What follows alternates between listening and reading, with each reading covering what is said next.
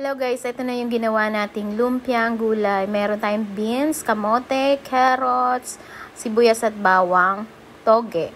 At meron din tayong dyang kinchay. At yan po ay ating isasahog ang hipon. Ayan po, gisa lang na nating sibuyas at bawang. At next na natin yung ating shrimp. Ayan, gisa-gisa lang po. Mag-add tayo ng black pepper. At next na po natin yung kamote.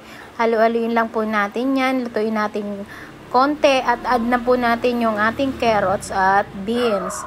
Halu-haluin po natin at takpan po natin siya saglit para ma-steam po at magluto yung ating gulay ng half cook. At pagkatapos po niyan, add na natin yung ating kinchay at toge.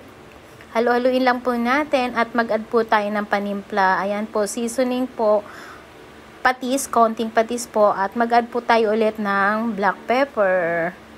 Ayan po, at gisa-gisa lang po natin, halu-haluin natin konti. At yan po, nabalot ko na po sa lumpia wrapper at nagprito na rin po ako dyan. Ayan po, luto na yung ating lumpia at yung ating sauce po pala ay suka, sibuyas, sili, sweet chili sauce, paminta at konting asukal. Thank you for watching!